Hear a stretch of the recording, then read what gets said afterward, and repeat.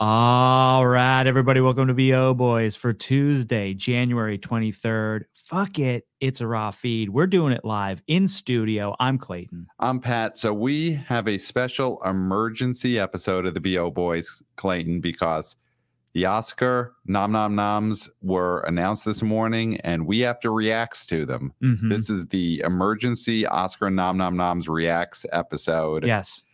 All right, so do we want to start with just in general, and we'll go category by category in the big categories. We're not going into sound and makeup and hairstyling, but big picture, what is the big narrative that you see coming out of this, the big surprise? What really shook you to your core after these noms? I mean, do you want me to say? I mean, I feel like it's pretty obvious what this is going to be all about. Okay. It's going to be about the Barbie snubs. Yeah. Right? Yeah. I'm out of my mind about this. Yeah. And listen, I predicted a Greta Gerwig snub. Did you go 5 for 5 on director? Did you get the 5? No, because I didn't think they would put Anatomy in there. Right. You had Alexander Payne still in there. I had Payne in there. Yeah. You had the old male lineup. Yeah. And they didn't bring the Payne. Yeah. So here's the thing. I didn't want that to happen. Right. I predicted that as a reverse jinx. You know how people do that when they, bet against the team that they want to win. Right. Right. So that they lose money, but the team they love wins. Right. Right. That was my their lack of luck in life. They're I thought, here's the sad sack, me making this prediction. Of course, it's not going to be right. Right. But here we go. I was right. And I've never felt worse about being right. This is ridiculous. Like, we can talk about the Margot Robbie snub, because I also think that's pretty ridiculous. Yeah. This is the most ridiculous one. So let's let's get to it then on that category. Best director, Greta Gerwig of Barbie got snubbed. Yeah. She did not get the nomination. The nominations went to Scorsese, Nolan, Jonathan Glazer for Zone of Interest, Justine Triet for Anatomy of a Fall, and then Yorgos Lanthimos for Poor Thing. Yeah. Greta got snubbed. Clayton, this is a travesty. This is a travesty. And I'm not talking about sexism, honey. I'm talking box office. Yeah. The biggest movie of the year by far was Barbie. Domestic, worldwide, everything. Yeah. A movie that was so big that it took another movie, threw it on its back, and brought that movie to over $1 billion. Barbenheimer doesn't happen without Barbie. No. It could happen without the Heimer, but it couldn't have happened without the Barb. Yeah. Took another movie, threw it on its back, dragged it across to $1 billion because of the Barbenheimer phenomenon, and she doesn't get the nomination. It is a complete travesty. It is a slap in the face to everything Greta Gerwig did on Barbie. Everything the BO Boys do on our show is a slap across our face that she didn't get nominated. And we're not out here saying every year the director of the biggest movie of the year should get nominated. The Russo brothers should not have gotten nominated the year Endgame came out. No, they should not have. Whatever robot directed Spidey-Man, 3 Spider-Men that year. Yeah. That person, people, whatever directed that movie. Yeah. Whatever it was. Whatever committee. Yeah. Should not have gotten nominated for Best Director that year. We're not saying that. But Barbie this year was a cultural phenomenon, a box office phenomenon. It's a movie with a strong directing style to it, not a Russo brothers situation, not a, put it on a green screen and some sitcom directors could handle the whole thing. This wasn't that. No. This snub was a snub that spits in the face of not just Greta as a director, but Scott Mendelson, Jeff Bach, the BO Boys, everyone who takes box office seriously was spat upon this morning with these Oscar noms. Oh, we're covered in spittle. Yeah. The Academy has finally outed themselves as a complete joke. Yes. I have for years been on the fence and thought, maybe with the new influx of people, maybe. But again, like you said, you don't have to nominate something just because it's the biggest movie. No, you don't nominate the 3 Spidey men in the Spidey Man green screen movie. Totally fine. Of course not. But when it's the biggest movie, also pulled off in such an artistic way. Yes. I mean, you could say it's not about like critically liking it or not.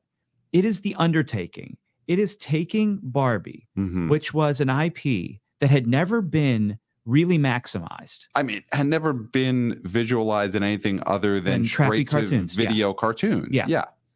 And you had everybody saying, make it a cartoon, make it a cartoon. Everybody was saying, make it a cartoon. Yeah. I mean, you were saying that, but others were. Everybody was. Everyone was. I wasn't, but sure. But everyone other than, well, everybody was. Greta takes this and makes it into a $1 billion baby. Yes. I just don't think people understand what that took. Yeah. And how much it took for her to get her vision through, get her cast through. So it's like America. Right. Great that America got nominated. This is amazing. The actress, not the country. Yes. You're talking about America Ferrer supporting actress. But it's a great American story. Yes. So with her, all of America got nominated. That's how I feel. Yes. And so this was somebody that Greta cast and said, you are the person. And Margot had part to do with that. She was a producer as well, you know, Ryan. But like getting this group together, Michael Cera, who had been doing his own thing. We love Michael Cera, but he'd been doing his own thing. Yeah, he was in the web series land. And everybody else, all the different Barbies and Kens. I'm just talking like the big names. To put this crew together and pull this off and have it make so much money. Yeah. How did it? Who is responsible for this? It's her. I mean, listen. And they're going to give them just the screenplay. That they're just going to say, "Well, it was the screenplay." You don't even think they're going to get that. We'll talk about. I don't think Barbie's going to win Best Adapted Screenplay. I think this voting body. I mean, the thing is, doesn't when you like look Barbie. at just the nomnoms, other than Best Picture, the nominations are voted on by the specific branches. So actors nominate actors. So the directing branch, which is a much more international branch within the Academy than it is in the union and the DGA. Yeah. They voted for the directors, and there was a snobbery here. And listen, Zone of Interest, I'm sure it's great. I haven't seen it yet. Anatomy of the Fall, we're not critics, huh? I thought it was a Law and Order SVU episode with a great lead performance. Yeah. But there was a snobbery here where the directing branch looked at Barbie and they saw big American nonsense. And the box office, if anything, offended this directing branch more than it tickled them. And it should have tickled them. They don't even have $1.5 billion should have tickled them, not offended them. Exactly. And a lot of these countries don't even have pink as a color. Okay. It's not even a color that they use. Oh, I mean, the German directors who voted for Jonathan Glazer, I'm sure they've never seen pink. They're offended by pink if they've ever seen it. Yeah. So I think, and here's the other thing too, and you know, it being snubbed, Margot getting snubbed, the whole thing is now going to be about this. Yes. So if you rejected this so hard that you're now willing to take on all the criticism, and your whole show now is going to be about this snub. Yes. The whole, okay. They have to do it. They have to. We talked about it on the last episode, and now they're in a corner. They have to do it. You got to bring Billy Crystal out on the hand truck in the Hannibal Lecter mask, and he's got to say the immortal words, "Did this movie direct itself?" He's got to say it. You have no other choice. That's how you open the Oscars this year. And I'm by no means saying nominate something so that you don't have to hear people complain about it. That's not what I'm saying. Again, we were not saying nominate whatever it was that directed the 3 Spidey Men movie a couple of years ago, just because the remaining comic book fans of that year wanted it to be nominated. Yeah. We were against that. Absolutely. We were against that. We were against that. And so the thing is that I just don't think people respect what this undertaking was and how well it was pulled off and how Greta was the captain of this ship. Yes. And of the biggest ship. Of a ship that pulled along another ship. Kind of like, I mean, I would say like the captain of the Titanic, but in that sense, not the actual physical captain of the historical Titanic. Okay. I'm talking James Cameron.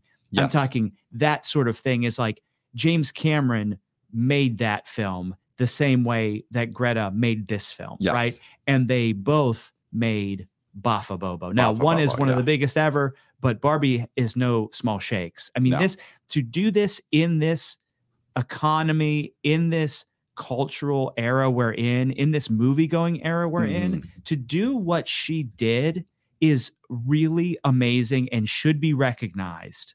I mean, and this thing could have been a POS. Oh, this could have been. It could have been an absolute total disaster. It could have been Jen and the Holograms. Yes. 100%. It could have been a more expensive Jen and the Holograms easily. And easily. It wasn't. I just feel like that needs to be acknowledged by the Academy. But they're jokers. They're jokers. They don't want anybody to watch their show. They don't want anybody to like them. So what is the Academy for then? Well, here is something I'll throw out there. Throw it out. I mean, a big problem with her not being nominated for director and the kind of weak showing for Barbie today relative to the other big movies, because it got 8 nominations. I think Oppenheimer got, what, 13, 14, something like that. Something like that.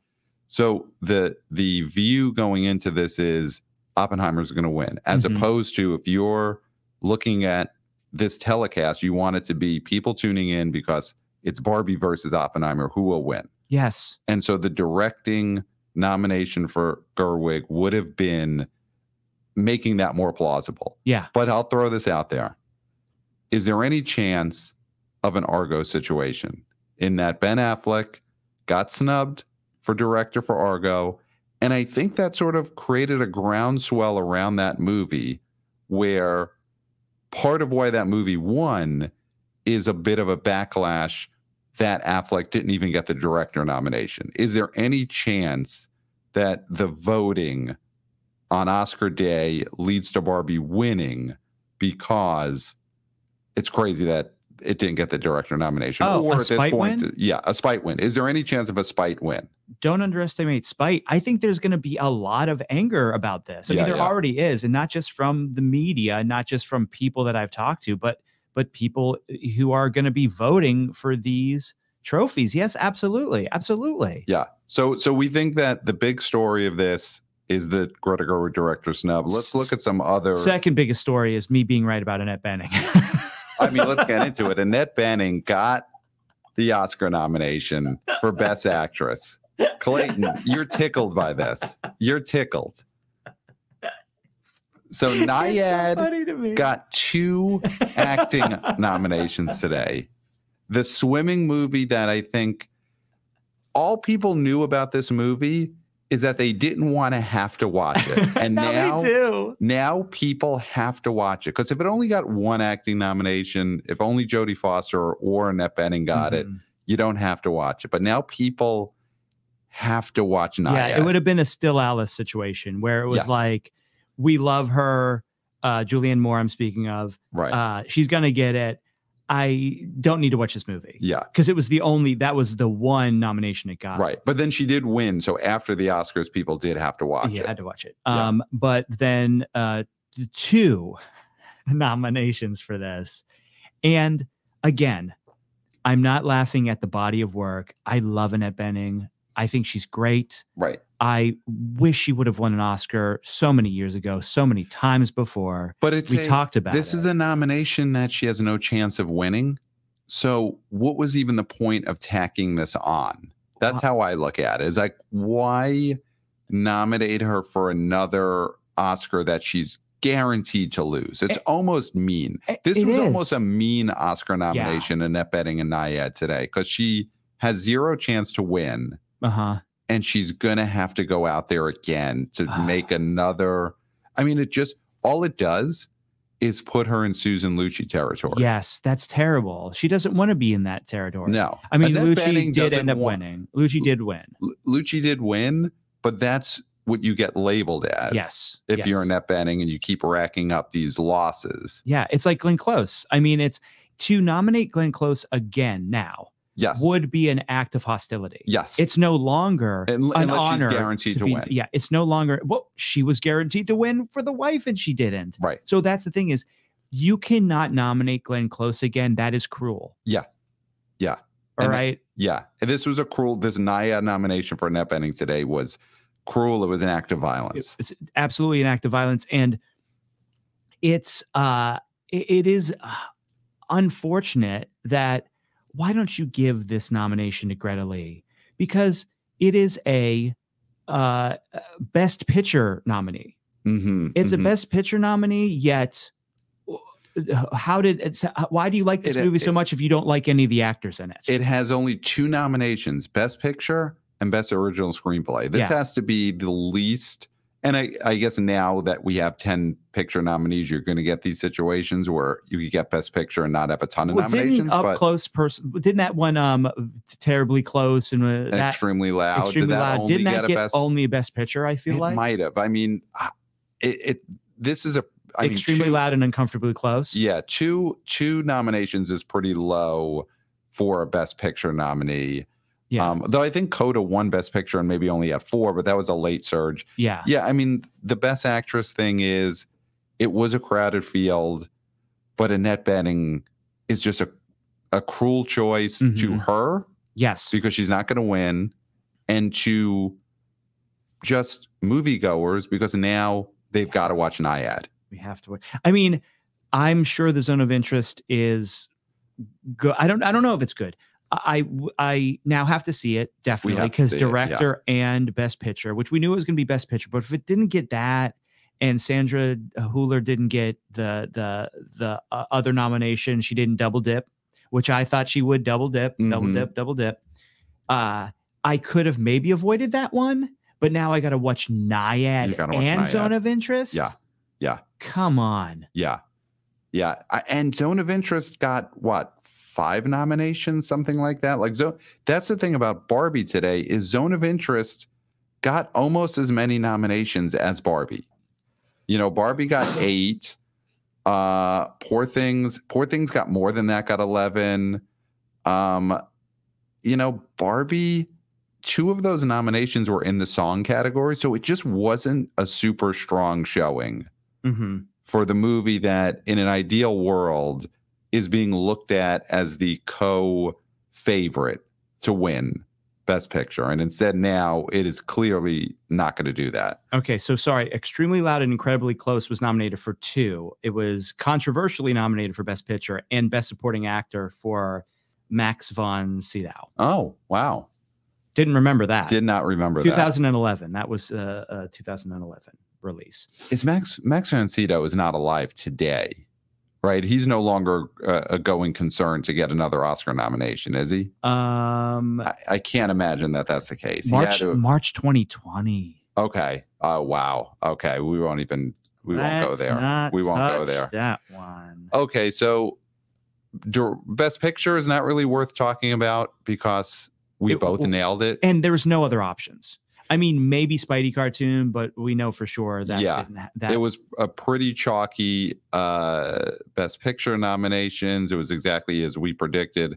All right, Best Actor. Did you nail this one? Because you had the Coleman Domingo nomination. So the nominees were Bradley Cooper, Coleman Domingo, Paul Giamatti, Cillian Murphy, Jeffrey Wright. I think that's what you predicted. I nailed it. Yeah, I knew Domingo. The tea leaves were pointing that way, and I knew that was going to happen. Yeah. I missed on that one because I had your boy. I'm going to say Adam Scott, but it's not Adam Scott. How dare Andrew Scott? Andrew Scott. Adam Scott will never be nominated for. Maybe he will. Madam Web. Maybe he will. Yeah, that's true. That's true. Well, I mean, if the rumors are true, I won't spoil it. But if he is who people think he is, possibly guaranteed Oscar nomination. Oh yeah, for Madam Web. All right, Best Actress.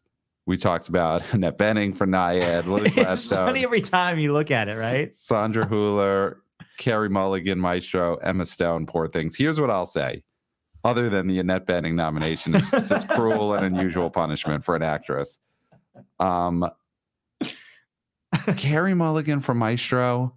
I'm not a critic, huh? And I like this movie fine, huh?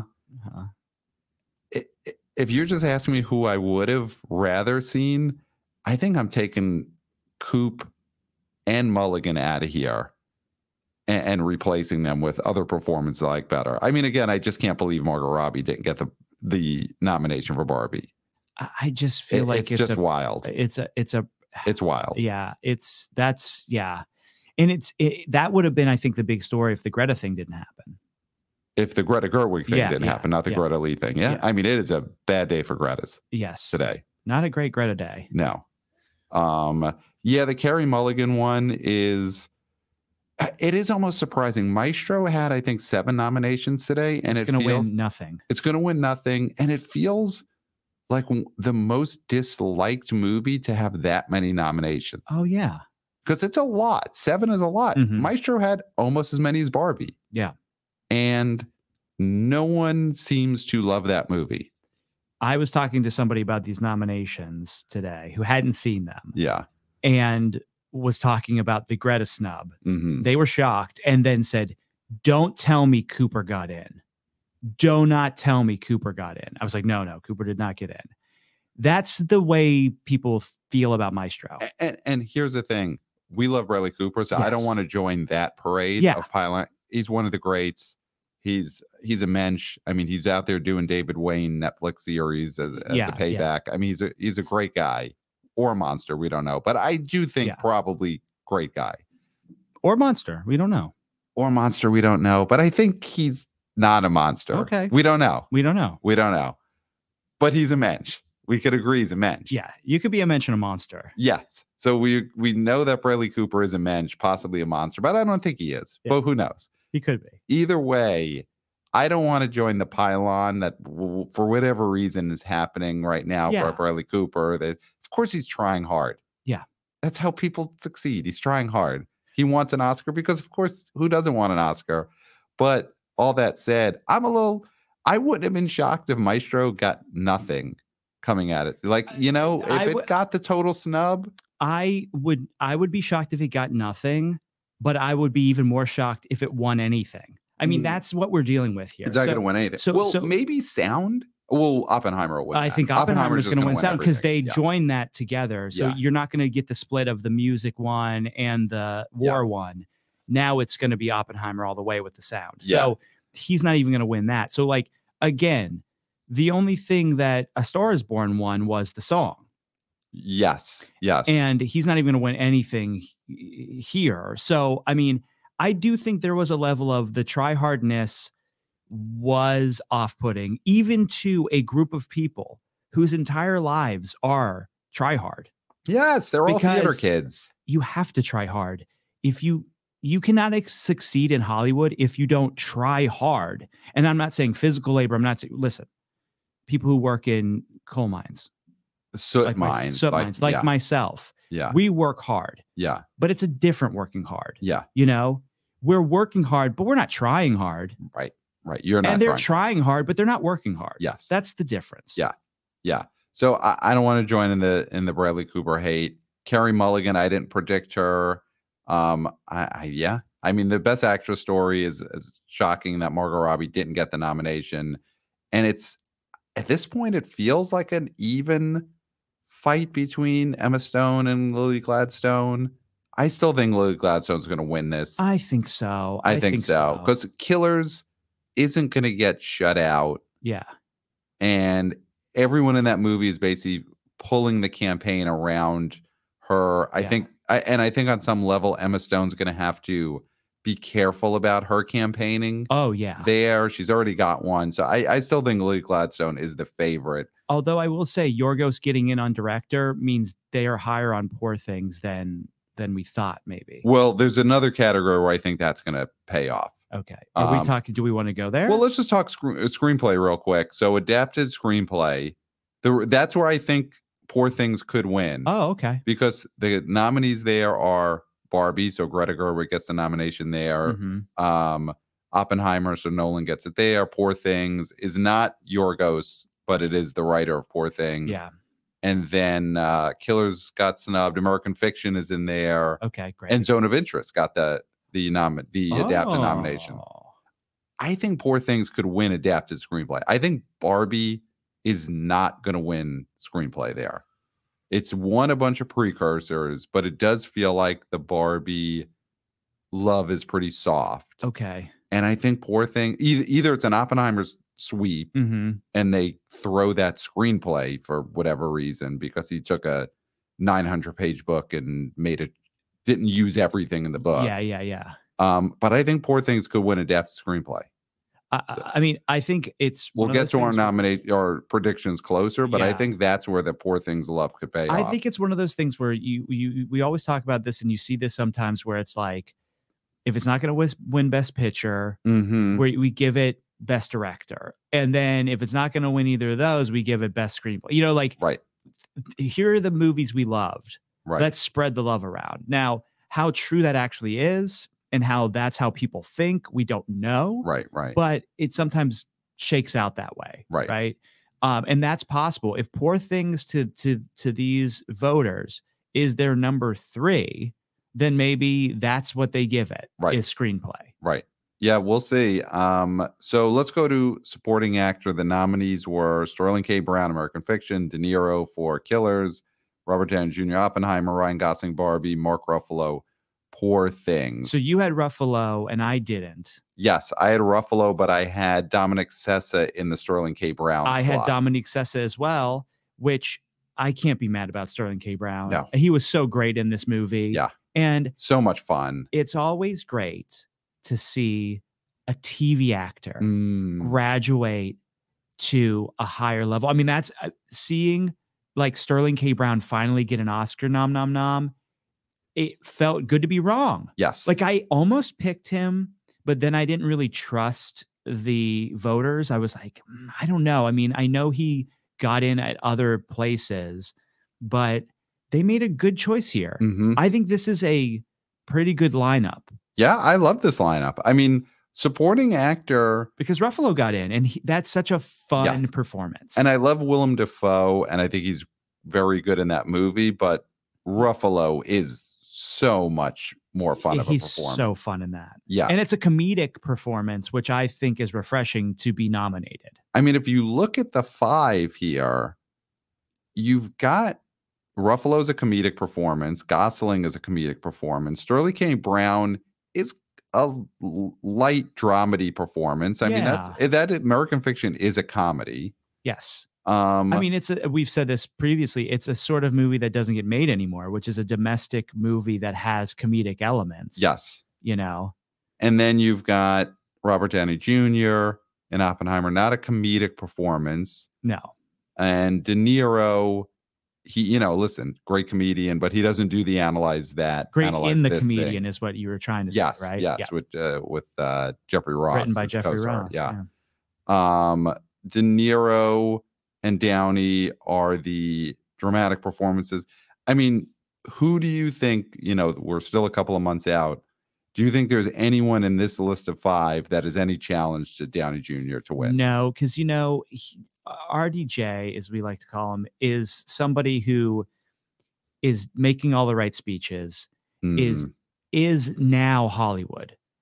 We're old enough now to remember when he was the young upstart. Right. He was the snot-nosed brat coming in and, he played Chaplin. Right. And everybody's slurping on him and he gets snubbed and all that.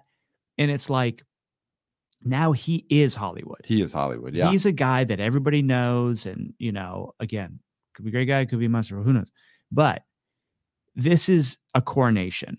Yeah. This is sort of feeling like the Julia Roberts win, the Brad Pitt win, those sort of wins that they're inevitable. Yeah. And I think this feels inevitable. Yeah. This sort of puts him in the spot of, does he win? And then he becomes the guy who next year at the Oscars is sitting front row center as sort of the mayor of Hollywood. So are you saying, is he the new Nicholson?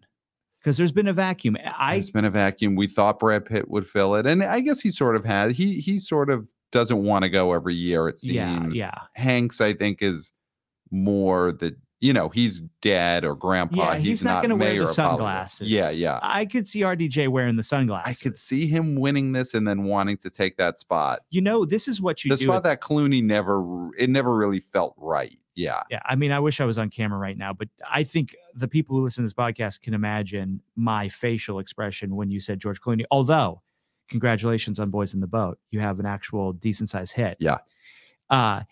I think, this Academy Awards telecast is going to be an S hit show. Right. We know this because it's all going to be about the snubs. It's all going to be about the Barbie snubs. But, I think it would be awesome if Robert Downey Jr.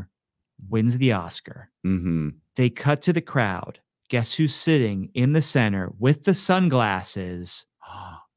Jack Nicholson. Oh, wow. He walks down off the stage. Oh, you're asking a lot now.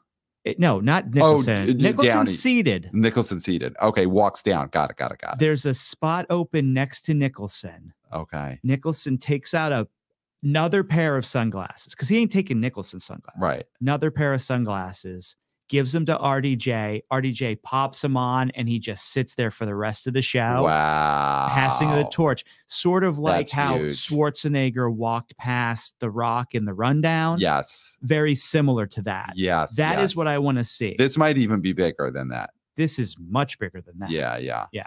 But that is what I would like to see. That would almost save this ceremony. Could you do that as the first award of the night? Yeah. Yeah. That would be huge. Yeah. I mean, listen, we're not critics, huh? My take on Oppenheimer was I liked it fine.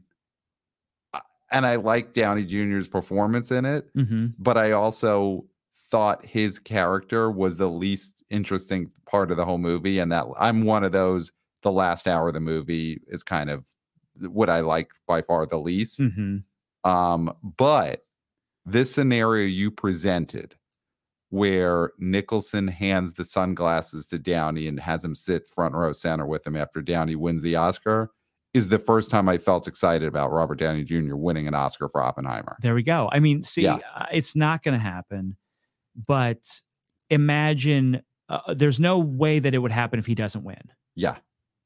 So now I don't hate the idea of Downey winning for Oppenheimer. Yeah, he's definitely going to win. Supporting actress. So I got 4 out of 5 here. Yes, because with America. I predicted America Ferrera and I got that, but I didn't predict Jodie Foster. I predicted Rosamund Pike. So I went like 2. Yeah, you went a little off the beaten path. 2 off the beaten path ones. Yeah, but I got one of them. I got the America Ferrera nomination. That was the biggest one. Nobody else said that. I mean, it was definitely a possibility, but it was looking less like a possibility the closer we got. Although that speech did it. I do think that Critics' Choice speech did it. Yes, it was the speech. Well, there's the speech she makes in the movie Barbie. Yes. That was huge. That was a big scene. But the speech she made at the award show last week, awesome speech. And I think that changed a lot of votes in the last week. And as the speech is king, woke people up. I love the skip that. I cut that part. Yes. The sort of just like, I'm a pro. Yep. And then also the heartfeltness. I mean, it's the combination. It's like Giamatti's doing it. Yeah.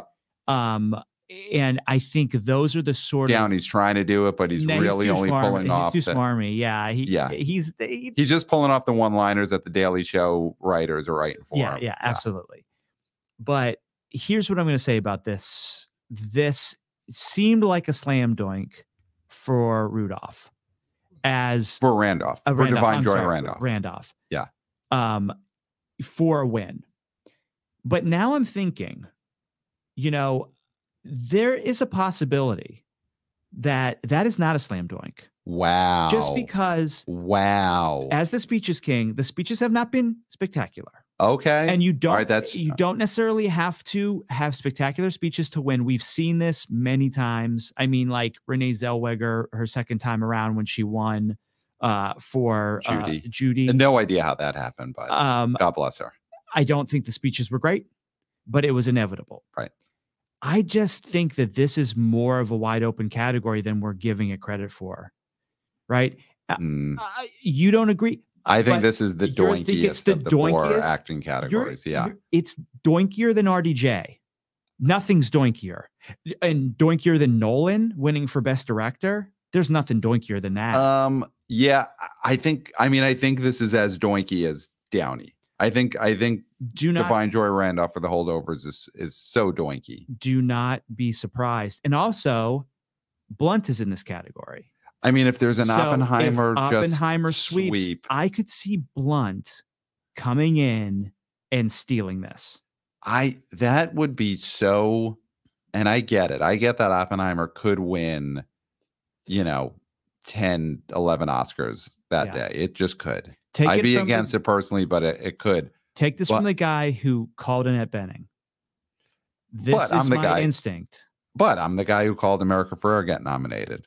So we're on even keel. So I respect your opinion, and you need to respect my opinion. Of course. Listen, I respect your opinion. I just don't. She's winning every precursor. It's The Holdovers is I would say a pretty beloved movie that probably Payne didn't get the nom nom nom. He didn't get the nom nom nom. Sassa didn't get the nom nom nom. But people love this movie when they watch it, and it got the best. And I think this is I think Giamatti versus Cillian Murphy is a 2-horse race there, but there's a chance that this movie only gets this as the only win, and maybe original screenplay. But I think people are good. It's a performance in a movie that people love, and so I think it's a doink. I still think it's a doink, and I think her speeches have been heartfelt. They haven't been written by out of work scribes from Samantha Bee. Full frontal with Samantha Bee, but they've been very heartfelt. She reads off a paper, doesn't read off a phone.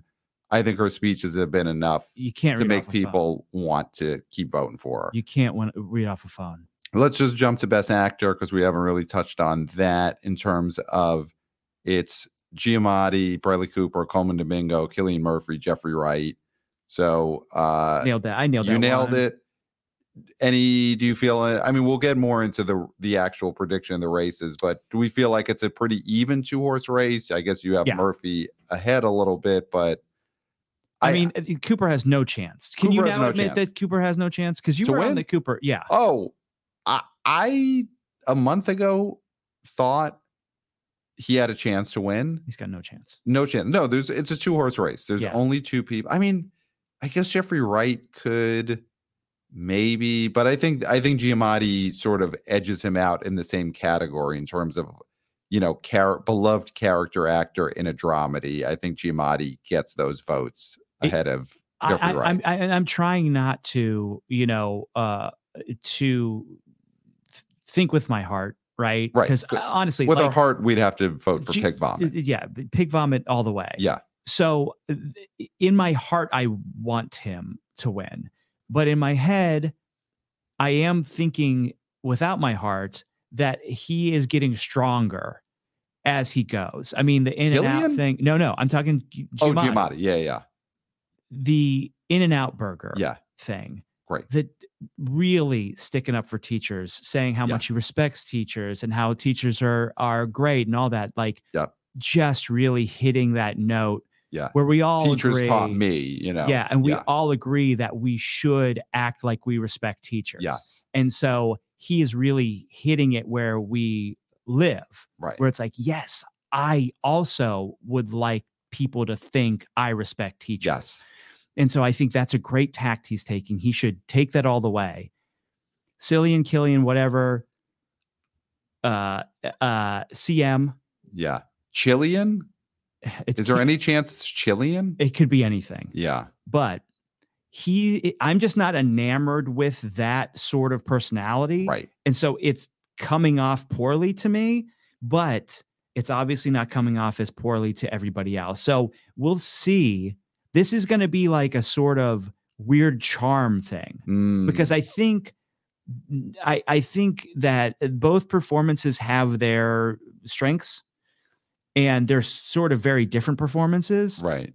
It's really going to come down to like how many individuals think this guy's more charming than this guy. Yes. And I mean, that's a lot of what the Oscars is. Yeah. Once you're nominated, that's a lot of what the Oscars is. So this is the most interesting battle, I think. Yes. Yes. Because I mean, and we'll jump to director, Nolan's going to win. Because this is what I said either on the last episode that I agreed Gerwig is the one who has the most likely chance of the DGA nominees of getting snubbed. Mm-hmm.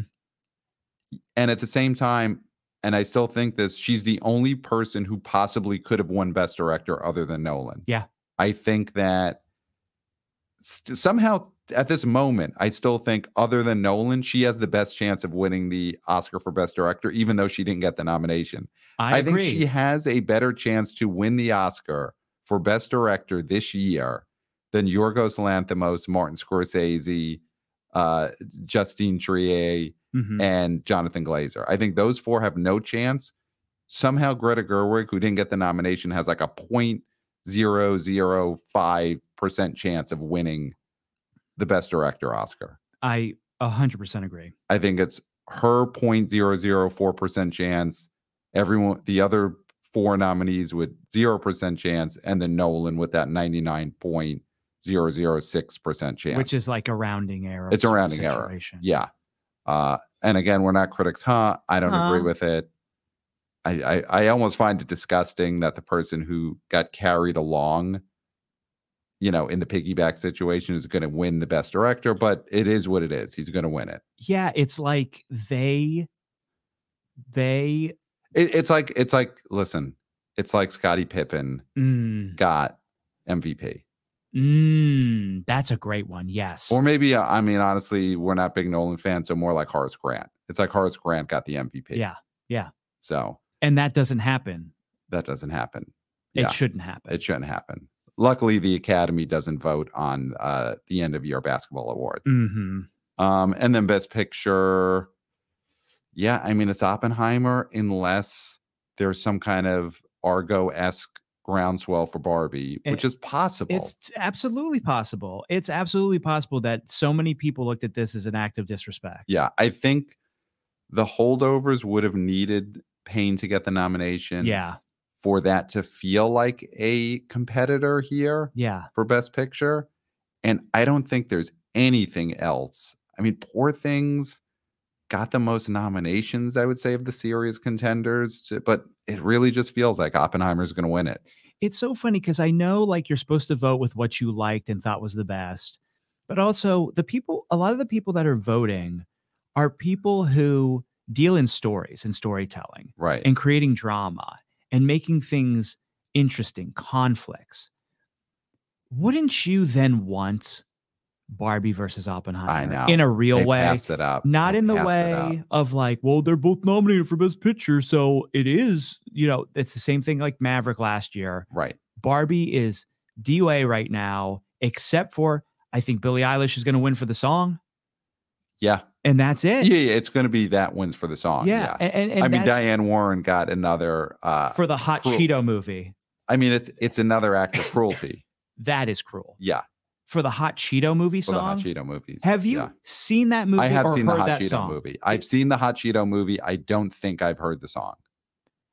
If I think it's an end of credit song, and my wife and I watched it on Hulu. Yeah. And then Hulu like skipped us to The Bear like in 5 seconds. So she's nominated for a song that was auto skipped. Yes. She 100%. It was a Hulu streaming movie. So no one's heard this song. No one's heard this song. No one's heard. I mean, I think they've heard the first 3 notes of it, like 5 seconds of it. Yeah. Because Hulu skips you pretty quick. And then it's Vacation Friends too. Yes. Yeah. So they think that this Diane Warren song from the Hot Cheeto movie is like 5 bars of music and then the intro to Vacation Friends 2. Yes. That is the experience that probably almost everyone who has heard any amount of this song, that's how they experienced it. Yeah. Is before Vacation Friends 2 autoplayed. Oh my gosh. Yeah. Diane Warren. Yeah, that's another one. She must be like, why are you doing? Because she's not going to win. She's not going to win. Why are you doing this? Why are you making me go? She's probably got like ulcer. She's like probably like just downing Pepto all the time because she's like, I know I'm not going to win, but I'm still nervous. Right. Right. Because you trick yourself into thinking you're going to win at the last minute, which is such a cruel thing that they're doing to her, to Annette Bening. It's just so cruel. We don't treat our elder statesmen in Hollywood well like that. Yes. Yes. You know, Diane Warren. Well, and especially Glenn Close. our veteran women. Our veteran. Exactly. Our veteran You're right. women You're in right. Hollywood. Glenn Close, Annette Bening, Diane Warren. We drag them out to these award shows to lose over and over again. You're right. It is. It's cruel. It is cruel. And it's cruel. You know, a perfect example of the difference is when you had a couple years ago, you had Hannibal Lecter. Well, I'm sorry, Anthony Hopkins. Anthony Hopkins. You nominated him, right? And you're thinking, oh, this is cruel because we know that they're going to give it to Chadwick Boseman, who just tragically died. Right. There's no way this poor guy, you're giving this old guy a nomination, and then he fucking wins. He wins because they do treat in a surprise, in a manager. shock. Yeah, that would never happen. That would never happen to Annette Bening. Right. And like Christopher Plummer, he got the nomination for Beginners and he won the award. Yes. They didn't drag Christopher Plummer out to the Kodak Theater just to lose. No. But they do that. But they do it to Glenn Close. They do it to Annette Bening. They do it to Diane Warren. Yeah. It's despicable. It's despicable. It's despicable. All right. I mean, I think that is a reacts. I think we've reacted. Are we officially long enough to be algorithmically a reacts? Oh, yeah. We are officially at the reacts line. Okay, great. So thank you for listening to our emergency reacts to the Oscar nomnoms. We'll be covering the race throughout the next few months. Yes. And of course, email us at theboboyspodcast@gmail.com. And we will be back in a few days doing our normal weekend preview episode. And yeah, that's it. Stay safe out there. Stay golden. Stay golden. And I think there's nothing else left to say. Oh, no. No, nothing I can think of. So except for until next time. We'll smell you at the box office. Nailed it.